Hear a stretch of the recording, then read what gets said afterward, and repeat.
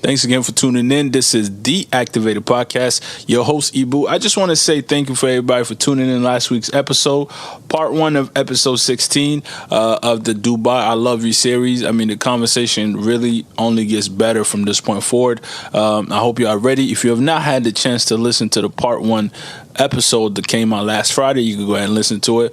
If not, you don't care, you want to skip to part 2, by all means, do what you gotta do. I'm not here to tell y'all what to do anyways. I just really truly appreciate the support, you know what I mean? And also, I want to give a big shout out to everybody that went out and saw Black Panther. Y'all were extra with the shit. I was extra. Some of y'all shaved your head.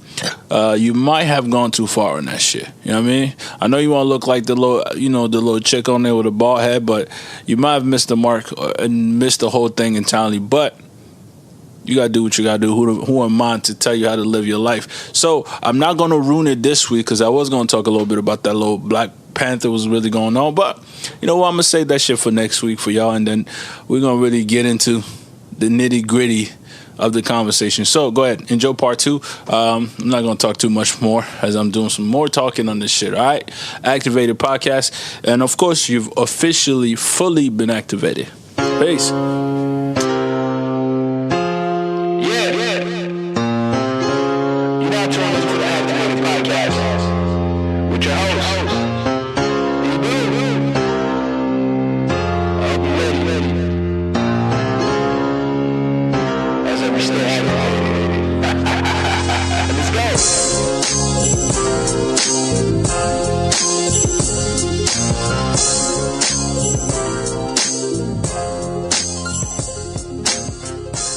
One thing I want you to describe to us. I've never been to Dubai, right?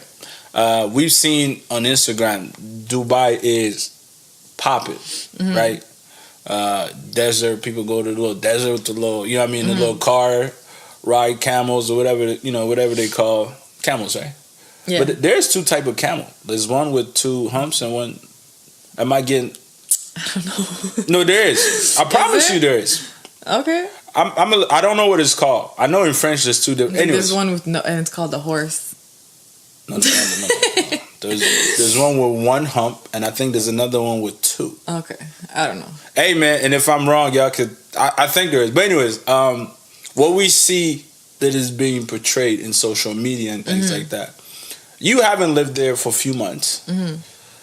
How is that different? Because I understand that being a tourist is different. You're there for a week. Yeah, you out. Leave. You're there, you party, you sightsee during the day, you go out. But for those that like actually live there, you gotta go to the grocery store, you gotta go, you're teaching and things like that. How would you put it? I think it is pretty different than what's portrayed. The nice big buildings are there. But as soon as you kind of step outside of that a little bit, it looks really different. Dubai is also really new. Like, it's a new city. It's young. It's a young city, right? It's very built up, 100%. But it's young, and there's still a lot of, like, I think, things that need to be picked through or sifted. Like, for example, it's a whole lot of highways.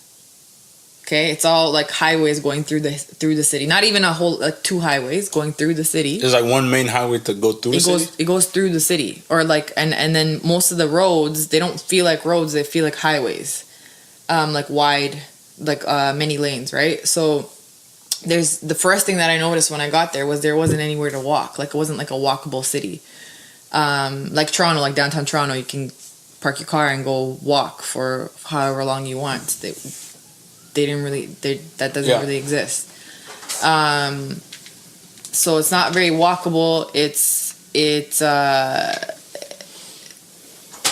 There's the desert. There's the beautiful desert that you see on the pictures, and there's also like on the side of the highway, the sand and the bushes, and just it doesn't look like the desert that you see in. Like, there's nothing there. It's just bare and little bushes, and almost looks like it looks dead because there's just few sparse bushes and sand. And it's a little dirty.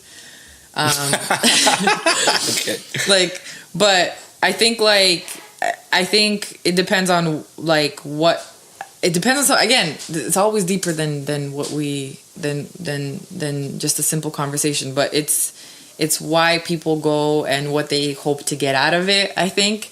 And I think if you want to shop, and if you want to take pictures for Instagram, and if you want to have like a brunch that looks nice for Instagram, and if you want to go to these grand malls with like there an aquarium in the mall and like a skating rink and these types of things, then that's the place for you.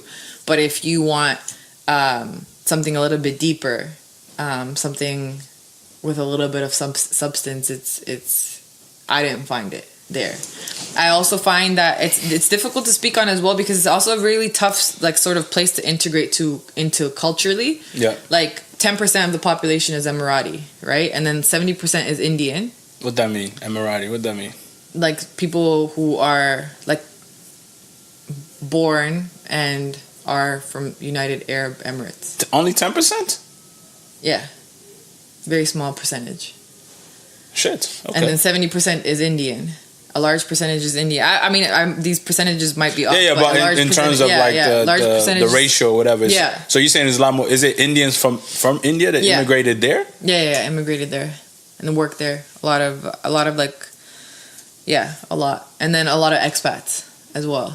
So people like from Canada, Australia, British Commonwealth, go there and to work. How would you say the treatment of women, which I've been curious about, because I think they just recently had was it there that like women are allowed to drive now? No, that was in Saudi Arabia. Are women allowed to drive in Dubai? Like yeah. No, the UAE is very like liberal when it comes to things like that. But there's obviously subtleties of the patriarchy, I guess. But like again, that's a really tricky conversation, because it's like so much of it is connected to like cultural values, right? Okay. So I definitely did notice a difference between I noticed a difference like walking through the mall. If I'm walking with a man, nobody looks at you, like you don't exist. And I think like I mean in some ways that's respectful, because it's like they don't know who that is, you know, like it could be my husband or whomever, like it's a sign of respect, like I'm not gonna look at your woman kind of thing. But in other cases where it's like we're sitting in a restaurant and the waiter comes and I don't exist, like I'm not addressed, that's uncomfortable. Well, for me it was uncomfortable. It's like I can you know I can yeah I can order for myself. And hi. Are like obviously you were people see you, they know you're not. Were they able to tell that you're not from Dubai? Yeah, they could tell right away. Like do you think foreigners are treated differently, like especially the woman? Like let's say you decide to go to the mall, you wear a crop top. Can you do that? No. Can't wear no crop top? So like the emirate that I was in I know it took out a large portion of my wardrobe. All your t-shirts is they're either cropped or 5 sizes too big. True. There's no in between. No. You right. There's nothing. So you didn't properly get to wear none of that. No, like the emirate that I was in Sharjah, and that's probably the most like traditional emirate and the most strict. It's actually against the law for you to show shoulders or knees down. So that was an adjustment. Is that why you came back in sweaters and sweatpants? What do you mean I've been wearing that? I told you, it depends on the day. Yeah, okay. Either really? So it is illegal to show your shoulders? Yeah, it's illegal to show your shoulders. Hey man, some of you girls, we need to send you out there because y'all show us too damn much. Honestly, this is the thing. For like me, people show, sorry, not to cut you. Like on Snap, there's like... Today I was watching a video of somebody. Now I'll be honest, I was watching a video of somebody on Instagram, okay? And the girl, like, and this is like again, like, you know, we make a difference between, there's a difference between like the regular girl, like a regular girl and like an Instagram girl. This was like a regular girl on Instagram and she's dancing in the mirror and like, she put the thing like in her butt, like basically. And I was like, oh yeah. I don't. That's a warm up. I've seen worse. Like I've seen no panties. Like yeah. I don't get bare ass. I don't like. Hey, shout out to you. I'll be honest with you. See, I need a balance in my life. I can't be all like I can't be righteous all the time. Mm-hmm. If you know me, you know I'm a little bit ratchet. I like this, but the problem is here's what I think a lot of people go wrong is that's all they put out there. Like that is it. Like I can almost anticipate what you're about to post. Like if I could get on your Snap and whatever. Not that it's I mean, this thing has evolved as to what we initially started to share to what it is now. Mm-hmm. But like, it's crazy. I'll be honest with you. Sometimes I look at it, but I feel bad. Like whenever I see somebody do that, I'm like, damn girl, you didn't have to do that. You know what I think? I think the next person you interview, or I think you should interview one of those girls. No, and I'm saying it. I'm honestly. I don't know if they want to come up here, but if you're out there, if you're watching, hit me up. I think this is the people's platform. I'm saying it from a place for those of conversations. Yeah, I'm really saying it from a place of curiosity, and honestly, it's a no judgment thing for me. Like I'm not one of those women that believes that like self-respect comes in a certain form. Like I don't believe that just because you are completely covered, it means you respect yourself or you're more righteous. 100%. Yeah. And I don't believe that if you're shaking your ass on Instagram, you're less righteous. I don't. I think it's a matter of like how you lead your life and how authentic you are to who you are as a person and what you deem true, right? So, but we okay. But there has to be a line drawn. But I don't think that line is for us to set. Like I think that's where we get in a danger zone of policing women's bodies. That's a good is that what it place is? To put it. As soon as we say like this is the right way and this is the wrong way, like I feel like that's not up to society to determine. I feel like it's up to the individual woman, right? And I believe that as a society, again, back to that universal truth, like we have to facilitate freedom. But we have to facilitate the freedom to choose, but I think we also have to encourage people to be thoughtful in why they choose what they choose. And I think that would be my reasoning behind you interviewing somebody like that. Like what is the reasoning? There's a couple of them. I'll be curious. On my Snap. And not to say like sometimes I'm trying to think back because I don't want to be a hypocrite. I'm trying to think back at stuff that I posted, and I'm like, hey, I mean, you did the little, you know what I mean? I do a side pose maybe. I do a little bit of but I mean.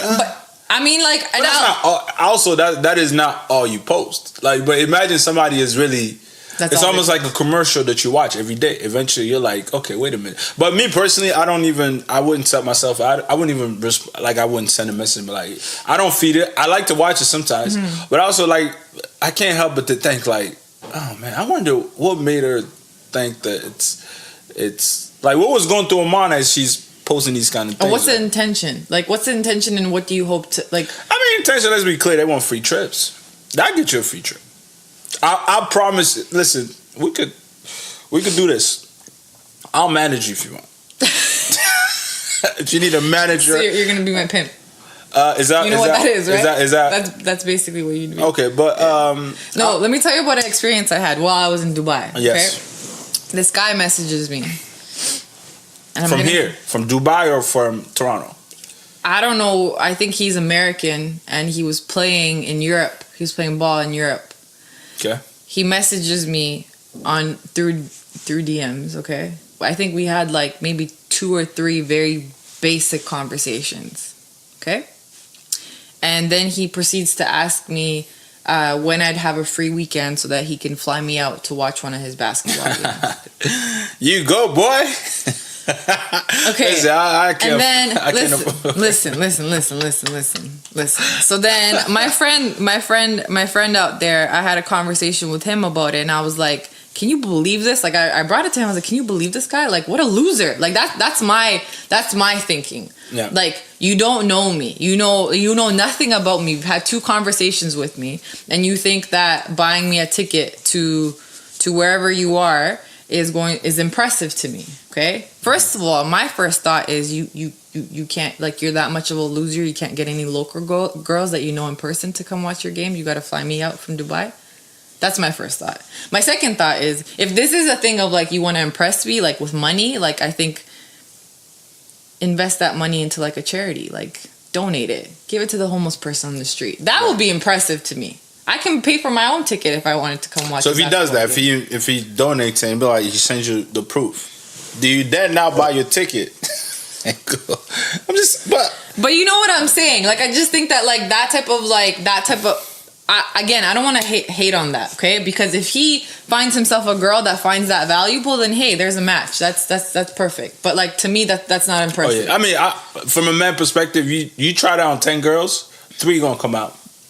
The ratio and 30%. But like, you gotta ask yourself again as a man, like, what's wrong with you? Like, you can't get somebody you can't meet a girl in person and take her to your basketball. But what if game? you want that particular? You want that. But what about her? You don't even know her.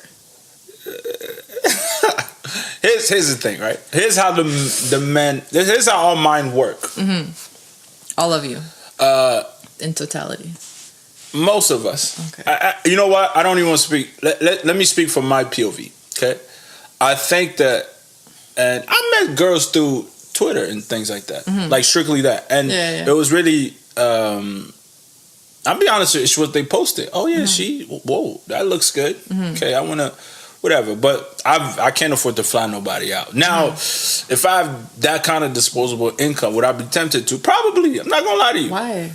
Wouldn't you my question is then, wouldn't you be more, if you had that type of disposable income? Yeah. Wouldn't you be tempted to, I don't know, maybe donate to a charity or start a charity? Hey man, I'm donating to her charity. She can feed her kids and things like that. Listen, the truth of the matter is we fall in love with what we see, and men were very. Let's not call it love. It's lust. You lust after what you see. Hey man, you call it lust, we call it love. That's the word. Kind of to confuse the whole. But we see it, we want it in that moment, and then we bring it up. And if we have the means to fly you out, we'll do it. Because most girls really. This is why they post these things. So it's like, why do you go fishing? It's to catch a fish, right? Yeah. Why do you go with bait? Is that eventually a fish would bite the bait and you pull it out, you eat it. That's kind of how I put it as.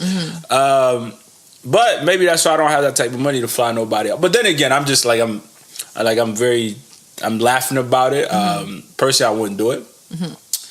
Not right now. I think now is just like right now and to be honest with you, I'm starting to like different things when it comes to women. Is that if you can have a conversation with more than 15 minutes, it's easy for me to talk. Obviously. But it's almost like as I'm talking, I gotta pick certain things. Like, can you even, if I stop talking, we'll go to that, what happens to that conversation? And some girls, I even like, yo, are you still nervous? Like, we've been on like 16 dates, what's up? Oh, no, that's just how I am. But which is weird is like, they never really have nothing to say. And then now, even if you look good, even if initially I was like, man, she look good. And I get to talk to you. And then now you're just like, you're just this. There's nothing to you. There's no, like, I'm like, why? Like, there's no, it's at that point, it's boring. Yeah, like the chase, I'm just like, okay. But I wanna say something about that too. I think that like a lot of men will say that, and then then it's like, okay, first I wanted a girl that looked really good, and now it's not all about that. It's like, okay, it's not all about that. It's about, I want to be able to have a conversation. And then they'll get to that, but then they'll forget about the looks part, and it'll be a matter, like their mind will go to a place of like settling of, well, looks are not what's the most important thing. It's important for me to have a conversation and to agree with your values and your principles and whatever. And then they'll go after a girl like that, but they won't adore her physically. And I think that's problematic. And I know that I'm not the popular vote on this. Like, I know that because I've had conversations about this. But like, to me, I think that you should go after somebody that you think is a 10 when it comes to their physical appearance, is a 10 when it comes to their mental, a 10 when it comes to their spiritual, a 10 when it comes to their emotional, a 10 when it comes to everything on your list. They should be up there, because otherwise you're always going to feel like, first of all, you're going to build resentment towards that person. You're going to feel like you settled. Yeah. And then it's that resentment that you have within yourself. Yeah, that's real talk. That is a fact. I believe that 100%. And I know, like, I really believe that, like, successful relationships are the ones that I've seen and I've been in. Like, you have to really see that person as like a 10 across the board. in everything. Otherwise, you're settling, and that relationship is doomed from the beginning, in my eyes. So, I think that like men, like I think that men in some ways like have been guilted into like falling into this trap of, okay, you know, I can't be physically driven. I need to be more mentally driven, which is great. That's a step, but it's like you don't have to forget about like we're physical beings. Like that's important. But what if you just like you've been at it for like your whole life? You still What do you mean? not find that?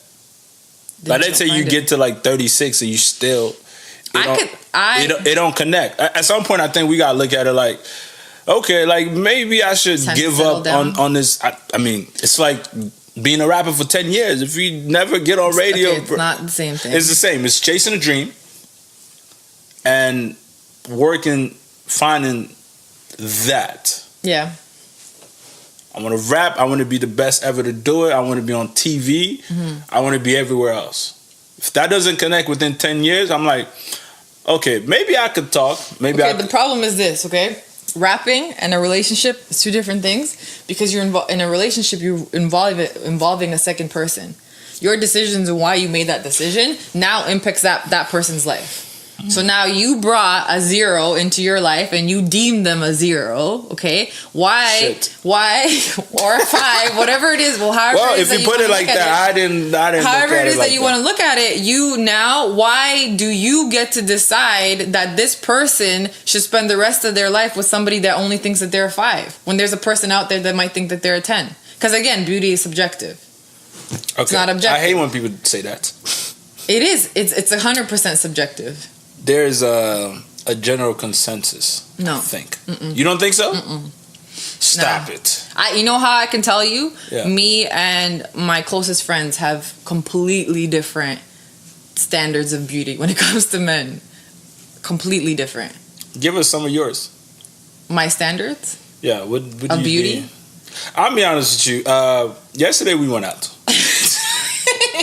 We were out yesterday and you were drooling over this one dude. Okay, I don't drool. That didn't happen. Hey, man. I was not sure? drooling. I said he was handsome. No, that's not even. You didn't even say handsome. You said something else. I might have even said cute. It might have. But that being said, deep. I was looking at this dude and I was like, I don't see it. And not to be a hater, right? You gotta give Is some guys I look at are like, yeah, he's the guy. He's it. Whatever. And You could just, it's a general consensus like, okay, whatever. We agreed to that. But yesterday when you were saying that, I was just, yeah, because I didn't say it, but I was like, hey man, if that's you, do you kind of thing. Yeah. But also when a woman is not attractive, I think most men, we kind of like, I feel like most men would like either agree she's attractive or she's not. And if you're just one of those guys where you but it's like level of attractiveness, right? So it's like guys might say, okay, attractive, not attractive. I think large majority, personally, again, this is my personal outlook, I don't think there's a lot of ugly people in this world. Stop it. I don't. Like, I think like... I'll show you an ugly person right now. I don't I'll show you a picture. I think that like, I think you can be attractive. Like there's an attractive quality about you and you can be placed into that group of attractive people. And then it's subjective. Like whether this person A is more attractive than person B becomes subjective, right? A guy with no teeth. What? Yeah. Why would that happen? Just no teeth? He could have a perfect face, but just no teeth? Teeth is missing. He missing, like every other tooth is not there. We'll get him some implants. But that's still like, but you're saying that now, but like you wouldn't even give somebody like that a chance. Think about it. Okay, so the guy yesterday, for example, okay? I think that like, for me, it's I can't separate the physical, like what somebody like physically looks like, where it's things you can point, that you can like say, from what somebody carries, like what kind of energy they carry, right? And also obviously how they dress themselves is also the energy that they carry, right? Yeah. So I think that's a big part of it, and that's very subjective. Like what I sense or pick up off of somebody, it will be different than what you sense and pick up on off somebody, right? Yeah. Okay. So yeah, so I think like, I don't know. I think it's important not to not to settle on that piece, because you'll be, especially men, like men are such physical beings, like they just are, and it's like if you are trying to repress that, like that's gonna come out. Yeah, that's a terrible. But then thing. again, there's men with beautiful women. There's still, you know what I mean? Oh yeah, they still shimmy shake out there. They do all kinds of shimmy shaking all the time with all kinds of women. Does a man get to the point where he like, yo, I'm from your perspective, like I'm good. Like I got one woman, I'm good. Yeah. Or do you think? Can a man get to that point? Is that what you're asking me? 100% he can get to that point. Can a young man? Yeah. What's the age? I feel like before 35, you might set yourself up. No, I don't think so. And anything happened before 35? And I'm speaking based off of my experience. Like I have said that I feel like I don't even want to call myself lucky. I think that I have chosen well when it comes to, I mean, I've only had one real relationship. You sure you've chosen well? Shut up. Okay. One time, I needed that experience to learn a lesson that will never happen again. See, I just kind of discredited that statement. It was meant to happen. Not intentionally, but okay. No, honestly, I value that experience too. We can talk about that. We can talk about. I'm like 35. I'm still. Why? Where are your choices come? Like why are you making the choices that you're making? I don't know. Well, that's something you got to ask yourself. I think sometimes we overthink things. Personally, do you? Like what? I think you might. I feel like you do. Like you. I overthink things. Yeah, of course.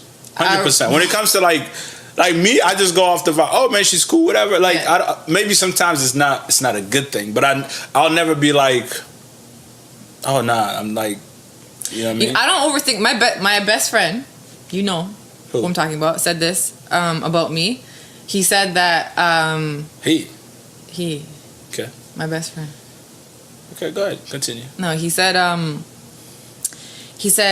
it's like I feel like I'm a lot to handle. I'm a lot. So like I don't say that in a negative way. I think that that's a positive. Like we were talking about the other day. Sometimes like the things that you carry with you that are sort of like your I don't know, my tendency to overthink things. One person might think that that's like a great thing. Makes things interesting. Another person might think that's a terrible thing. It makes things annoying. Whatever. It's a matter of perspective, right? So I know that I come with a lot. So for me, if I'm overthinking something, it's more so like, can this person handle this? Mm-hmm. That's it. Okay. Because I don't think the allotness that I come with is a negative thing. Because it's not one of those like, you know, those Instagram things like girls like glorifying being crazy. Like, that's not something to be proud of. Now again, crazy is something that we can work on a working definition. There are crazy people though. There are crazy, but it's like you've seen it, like girls glorifying they're crazy. Yeah. I cut somebody, you know. Yeah, like I stay away from that. Yeah. And there's as you should. But sometimes, but anyways, for me, that does not get me excited because I'm not like that. So I could never be with somebody that would like, you know what I mean, burst out and just, you know, especially in public. I feel like I have to deal with that in public. Now, like break their phone or something. I've had close calls, and it was so uncomfortable because I've never have to, you know, I don't know, been out and then somebody going off in front of friends or I'm at a club or whatever it is. Luckily, I've never happened to me. Also, I think also like I set the tone, and even when I'm talking to somebody, like, hey, these will be okay. This I'm not vibing with. Your last boyfriend used to call you a bitch and hoe. I would never call you that. That's never been me. Hence, don't even think about it. Like that would really throw me. And shout out, I'm not gonna put her name out there. And I think for her, she didn't think it was nothing wrong with that, but she was like, man, shut up, bitch. I was like, what? So she said it once, and I thought, okay, wait, something's going on. I'm not grasping it. So I kind of let it go, and it happened again. And I really had to check her, like, yo, bitch, you cannot talk to me like that. I don't care what you're going through, because the same, in the regards from which I uphold you, you know what I mean? Like, I would never call you the B word. So for you, like, I'm not even, that's for me, that's one thing I do not It's a deal breaker. I don't deviate from that. The B word, no, we're not doing that. Putting hands on each other, no, we're not doing that. I don't care. You used to beat up your ex. I'm just like, I'm be honest. No, it's true, and I set that tone from the very beginning. Hey, listen. Which I think is important because I think like. But please, this is the area from which. Yeah, Area 51. We don't play. We staying away from that 100%. I think a lot of what people do in relationships becomes like habitual, and they neglect to like think through that, and then their relationships just end up being like cycles of repetitive behavior that ends up being really toxic, really bad. I know we've been talking for a while. This is amazing, but we're not gonna give everything to everybody on the first take. Okay. Couple closing comments. I want us to close on. Number one, I think one thing I don't know if you answered this. When you got to Dubai, we're going back a little bit, but I just kind of want to get a very briefly. What was the biggest cultural shock that you've experienced when you went there? When you got there, you're like, oh yeah, I'm definitely not in Canada or Toronto anymore. What was the biggest, if you could think of?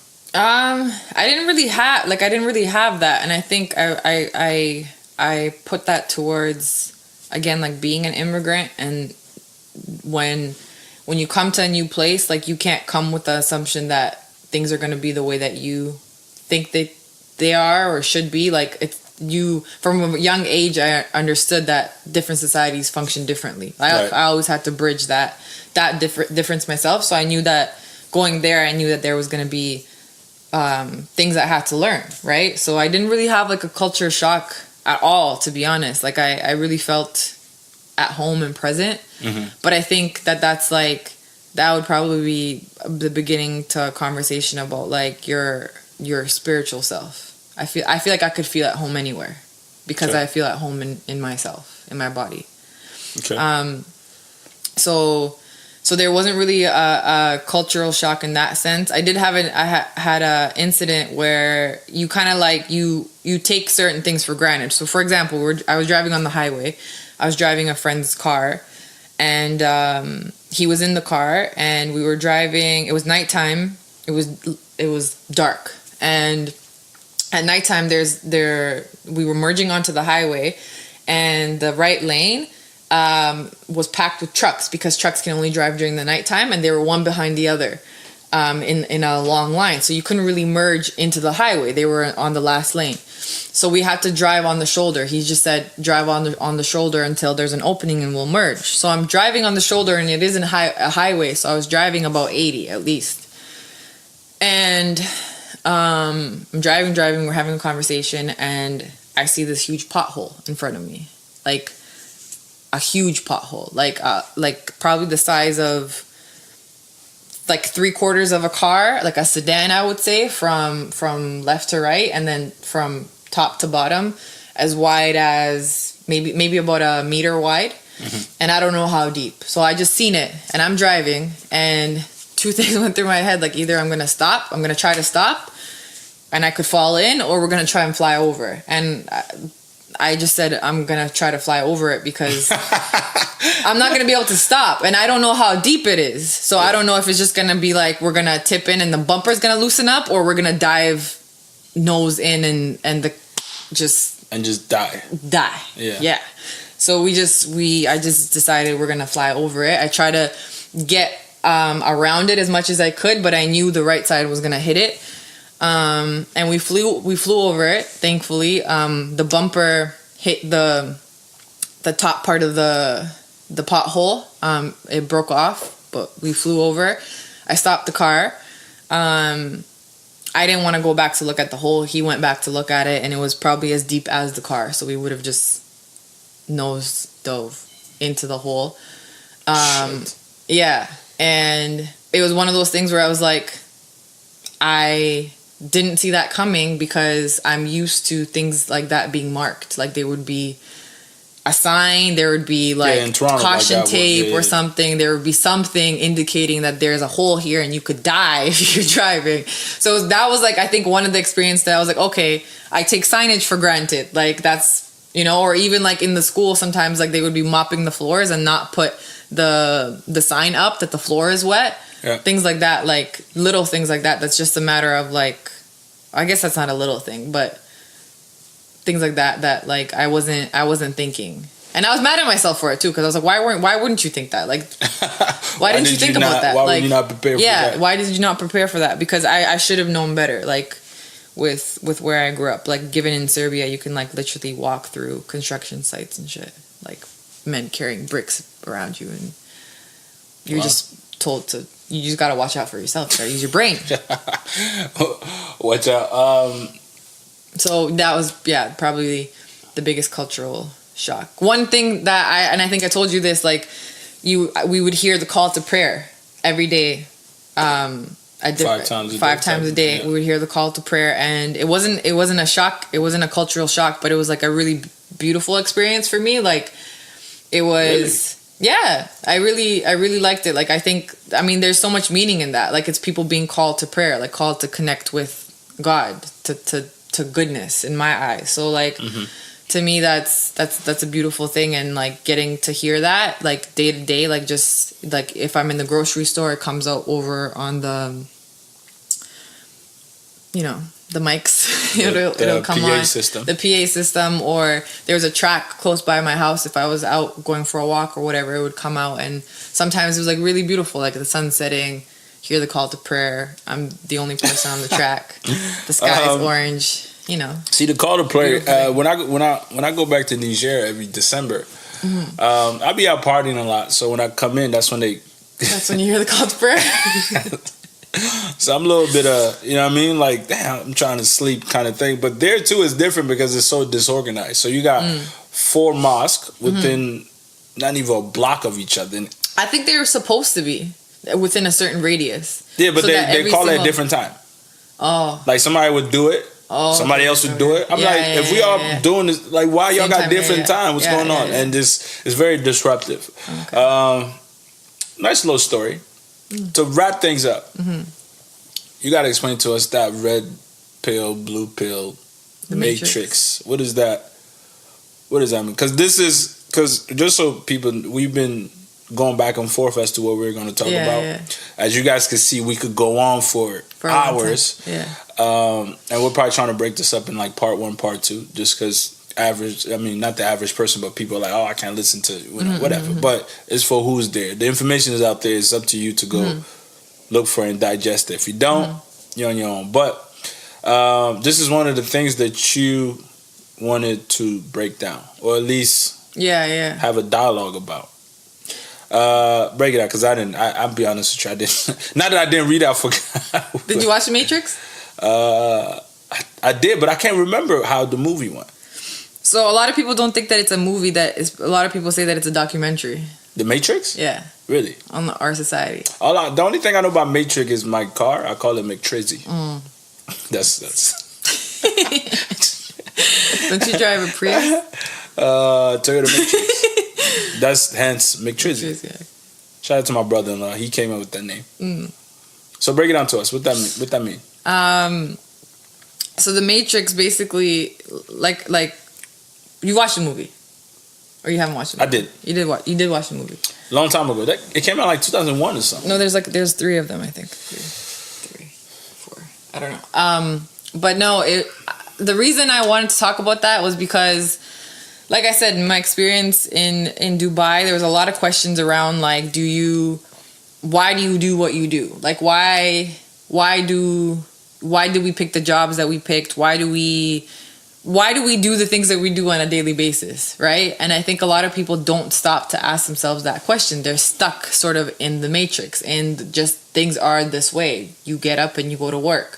You come home from work, you eat dinner, and you go to sleep. You watch mindless TV probably in the middle of it. You eat processed food, and then you will go back to sleep, and then you wake up, and then you do the same thing the next day. The way of life. And then you live for that, 3 weeks of vacation a year that you're supposed to feel really proud and happy that you earned those 3 weeks of vacations that you get to use for, whatever it is that you want. To just make us feel like shit. Go take an all-inclusive vacation somewhere where you don't even get to experience the culture there, but you just just get to sit and sedate yourself with some more alcohol and some more like processed food, you know?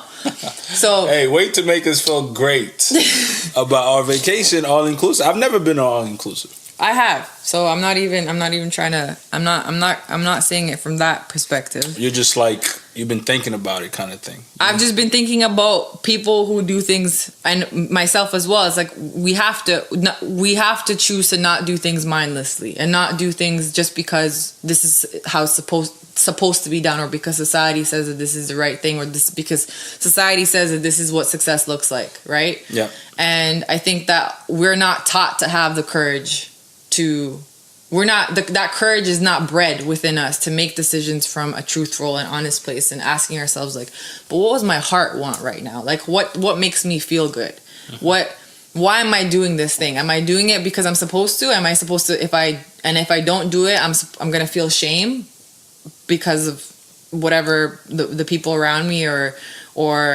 I mean, we know this. People work for a paycheck. They show up to work every day, 9 to 5 for a paycheck. They tune out, shut off, go to work, and this is probably why they get into relationships that aren't fulfilling either, and they just kind of check a box, right? And I think we have to ask ourselves, like, I just think it's important to ask ourselves, why do we do it? Why do we do what we do? What's the purpose? What's the driving force behind it? What's gonna make us? Is this the thing that's gonna make us happy and make us feel fulfilled? And I'm one of those people that, like, I have such a strong, like, I don't know, like, drive to just do things that make me happy, even if that means that you're an outcast. That I'm an outcast, yeah, or making a decision that, you know, to society doesn't look like it's the right decision or the logical decision to make. But like, if it doesn't make me happy, I'm not gonna do it, you know. And I think a lot of people don't do that because of fear of how they will be perceived, and a fear of like, well, what will I do, you know. And I think that, like, that's why, as a teacher, as an educator, and also maybe, you know, one day when I'm a parent, like, I think one of the big things that we have to, like, instill in children is the courage and, like, and support them in making decisions that are true to themselves. Mm-hmm. Yeah. I 100%, I agree with you in a sense, and I think even with me, like, I struggle with trying to find a purpose and trying to, like, I'm trying to do things that feels good in a sense. And probably out of a lot of people that I know, you're probably one of the only persons that I think have never moved based on money. Mm-hmm. Matter of fact, that's the last thing on your mind. You'd be like, nah, I'm just gonna do it. That type of thing. You know, whatever. Which I think before I didn't understand what that was. Mm-hmm. Like, the true meaning behind things is not, you know, and this sounds cliche, but money will not put you in that space that you think you will be just because you have X amount of money. But my happiest moment have not been anything to do with money. Yeah. I thought money will make me happy in a certain way, but you know, it's trying to fight getting out of that matrix, as you say, like trying to figure out, you know what, I'm gonna start to do things that are meaningful. I want to talk to people on my podcast that I really find interesting, not because, I don't know, maybe somebody look at it like, oh, you're doing, like, but these are really, I'm doing these things. It's a passion project. Yeah, like it means something. None of us are getting paid to come up here and talk. Yeah. And I've had discussion with people where the first thing they start telling me is, oh, so when do you start making money? I was like, come on, like, that's who really, that's an afterthought to me. Like, whether or not I do, I would still do it as long as I can, you know, do, and then fighting through, trying to get out of that, you know, every day going to work, that wheel, getting out of that. And I think it's very important. And honestly, if you're listening to this podcast today, just ask yourself, like, think about the moment where you were the happiest. And we always probably remember as kids, because kids, we were free. We didn't have to worry about bills. We didn't have to worry about, now it's almost like when I go back home, the first thing they say, oh, you're not married. Yeah. man, let me live my life, yo. You know what I'm saying? Like, but to them, it's like, yo, you're past 25, you got a stable career, whatever it is. Why is this not going? To the extent where, you know, they're like, okay, just pick one. Whatever you want. You got, you know, just pick one. No, truly, that's what it is. And I'd be like, nah, why the hell would I do that and put myself in the unhappy? Because I know, for me, if I'm not happy, the person will know it. Like right away. It won't take, you know, it's not gonna take years. I can't be in a situation that's bringing me down and things like that. So if you listen to this, think about it. What makes you happy? I think for Sara, gin and tonic. Shut up. I don't even drink like that. No, but one thing I want to add is like, if you I think also it's a privilege. I want to say that it's a privilege, especially coming from like an immigrant household, right? It's a privilege to get to make choices based on your happiness and based on your fulfillment. Like that's a privilege. Like my parents couldn't make that choice. Exactly. Yeah. You know, your parents couldn't make that choice. No. Like, so I think like, and then I also think like if there are people out there that don't have that privilege of, you know, it's like, shit, I have to pay the bills or I have to put food on the table for my kids. I think it's a matter of like, I asked my dad this. My dad's a truck driver, okay? And I drove once. I forget where I drove, but it was a long drive. And the way I felt on that drive, I immediately thought of my dad, like, how does he do it? Like, my eyes were so tired. My head, like, there was nothing to keep me up. Like, it's like driving tired is like a different kind of tired. Like, your whole body wants to, like, give in. They say it's worse than driving drunk. Yeah, and I've never had that experience. I always I've heard of people like falling asleep at the wheel, and I've always thought like how do you do that? But until I was driving and my eyes were literally wouldn't. Siri's been listening to our conversation. Oh, the Matrix. she wanted to answer, but not sorry, not to. But like and I had asked him like how do you find the motivation to do it, to show up every day? And he's a long distance truck driver, so he's on the road all day. And he was like, you're my family. My family is my meaning. Like that's the driving force. So I think sometimes it's like dangling carrot almost. Yeah, it's like I do it for you guys, and I'm like I think that's crazy. Like I think that like just that level of love I think is like that's. Yeah, but what about like you probably thinking like, but what about you? Like what about you exactly? You but I honestly believe that like I when you're forced to, I think that he made the best out of a bad situation. You know what I mean? It's like, and I think that that's how you do it. Even if you have to do something that doesn't in and of itself fulfill you, if you can find some sort of fulfillment in it, that's where you find your happiness. And I think that like that's the goal, instead of like resenting everything that we do or things that we have to do, like finding some piece of it that fulfills us, or some piece of it. So for him, it's the piece that fulfills him is being able to provide for his family. Right? So like, and I really wanted to say that piece of like, it is a privilege to get to dream like that, to get to make a decision that's like, well, this doesn't make me happy, so I don't want to do it. Or I want to have this job versus this job. Because I know a lot of my friends back home, they'd take any job if they could. Whatever comes up.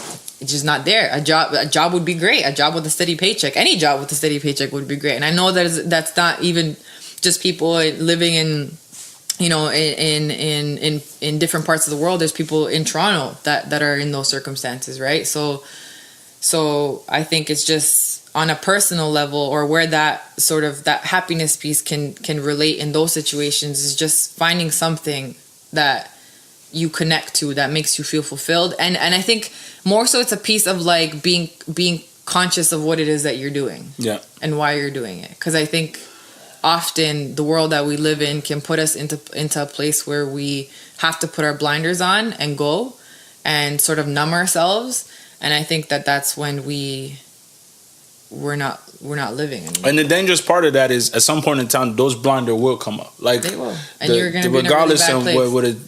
What you know, how long it takes at some point. And we all have to face with our realities. You know, we need to work to provide a certain, you know, to have a roof. But as you're doing that, also, even if you got to spend 10 minutes and working towards something that truly makes you happy, then hopefully down the line you get to what makes you happy is what drives you, and then what don't make you happy becomes less and less and less. Yeah. And in terms of, being financially dependent of a job, freelancing, and plus I think we live in a generation where that is what is being, that's almost the commercial, almost like nobody wants to work for anybody, for anyone. Everybody's doing their own thing, which I appreciate. But I think we sort of have to, though.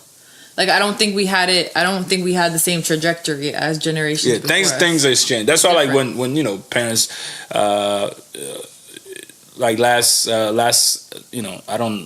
was about to say last week, but last week, yes, I did have a conversation with Melissa, who's an artist who's painting, and I was inspired that she's able to now just do what she loves and making a living from that. I was like, yo, that's amazing. But cool. I guess this is.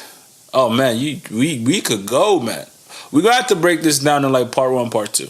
You're gonna have to. Oh, part 3. Like part 2. 1, 2, 3. I was gonna say, if people want to be inspired, how can they reach you? No, you don't want to. No. I'll tag her when we put it up. I'll tag her. They'll follow you. Okay. You don't have a choice. I just went through my Instagram and deleted followers. You can delete followers? Yeah, you can make people unfollow you. Huh? Yeah. Like you can go and be like, unfollow. No, I mean you can unfollow. Really? Yeah. Okay. You no longer have the right to follow. I'll be honest with you. That's a woman privilege. What do you mean? Man, we can't do that. We struggling out here. Okay, first of all, I don't even have that many followers. Okay. Second of all, neither. I had the moment. You have more followers than I do, for sure. That's because you're unfollowing them. I've been on Instagram 16 years. You worked hard for that, huh? I mean, and you know what's weird? I mean, for me, I never bought into that because I get real love in real life. That's what I feel like.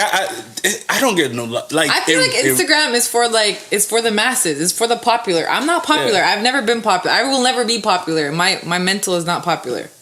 I think it's also. I think with you're not tapping into your potential to become an Instagram star. So that makes sense. I need more dancing. A little bit more ass, you know what I mean? Right. A little bit. Right. Trust me, goals. But for me, and for me, I feel love in real life. Like, and sometimes men are stupid. Sometimes, and, I was having a conversation with one of my friends. I was like, "Yo, you get a lot of love on Instagram," and it's almost. Not hating on that, but like I know that it's almost like it's weird to me how I'm losing my train of thought. But it's like I was looking at his page, and he's the only one that I know. Right. Whenever he posts something, people that I didn't even think was still on Instagram would just like his shit. Yeah. And then when you're trying to do something that you feel it's really meaningful. People just kind of stand back like, now we got to see how this turns out first. Yeah. Just like when I reach out to certain people, at first I would reach out. Yeah. And people obviously they don't have to come up and speak, and they would go on and do whatever. But then I realized I don't give a damn if you don't want to come. I'm gonna get on here and say what I got to say, and those that it resonate with slowly. I don't need to people. Maybe even the confusion is people think that I'm just like doing it for show. I don't care to be popular because I feel love. If that makes sense. Yeah. Me and you, have we ever gone out in certain? No, we gone out in different places. No, and it's crazy. Like, anyways, love yourself. I think I go back to this often. Okay. If we look at our world today, let's go back to the beginning of our conversation, okay? The state of the world, okay? And how fucked up it is, okay? Yeah. So, the world is a fucked up place, okay? We look at what's happening in America today. We look at what's happening any place we pick, even in Toronto, okay? The world is a messed up place. It's a messed up place because majority of our society, that's where we're at mentally. That's where we're at spiritually. That's where we're at emotionally. That's where we're at in our awareness. That's why these things keep happening, right? That's the masses. So if you're popular amongst the masses, you really got to ask yourself, am I doing the right things? Like, I know I do. Because if the masses are the reason that we're in the place that we are today as a society. Right. then that's a reflection of their mental, right? I see what you're going with this. If you're above that, or if you're beyond that in some way, or if you're thinking in a different way or doing things in a different way that are probably positive, why would they follow you? Why would you be? How could you be popular? Makes sense. If you're not amongst that. Do you get what I'm saying? If you're not, yeah, 100%. So I this, not to make it religious at all, because I'm not. But Jesus had, like, I don't know how many followers. He had a single digit number of followers when he was alive. Okay. As soon as he died. But they killed him. Right. So the masses weren't for him, because in the state during that time he was preaching a message that wasn't a message reflective of where the masses were mentally, spiritually at that time, right? Okay. So they couldn't follow him. Their consciousness wasn't there yet. It was foreign, right? So he wasn't popular until later, when people grew, they started to seek the truth or whatever, some of the messages that he was preaching, even though they're very highly misunderstood today, I think, because we'll save that for another. Conversation. I'm like, boy, but I see what you know. What I see what you're saying. So I try to. That just clicked for me. Yeah. So, like, I think today, you really, like, today, for people out there, if you're doing something and you got the masses following you and the masses supporting you, you have to ask yourself, am I doing the right things? Yeah. I think that's more of a signal, more of an alarm than it is a praise. Do you get what I'm saying? Yeah. Okay. Yeah. More of an alarm to really check in and be like, am I really doing the right things? Am I really doing something different? Am I really doing something positive? Right? Yeah. Usually, if you're doing something really special, you're not gonna have a lot of followers. They're not gonna fuck with you. No. Well, I appreciate that. That is, you know what? I'm gonna let that. So I'm gonna take that and run with it. Okay. Reason why y'all not really fucking with me is because I'm not. You know what I mean? I'm a run. Yeah. That's it. But thank you very much, Sarah, for coming. Thanks for having me. And she don't want to give it IG, but I will tag her in it. She don't have a choice. And then you got to post it on your Instagram. Yeah. And things like that. I was losing my train of thought. But anyways, but thanks for coming. I know she will be back. She will be back. And like I said, we talking like this like almost every day. Yeah, it's 2 hours. This is what we'll break it down for y'all, because some of y'all. Yeah. I think next time, if things go my way, we're gonna plan out the conversation a little bit.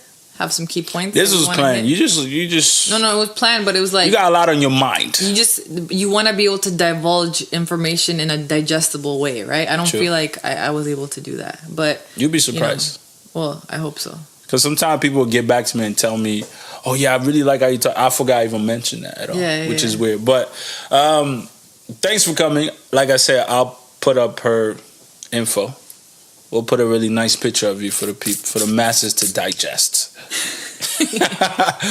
But like I like to wrap up. Thanks for tuning in. As always, this is the Activated Podcast, and today you definitely been officially activated. Peace. Bye.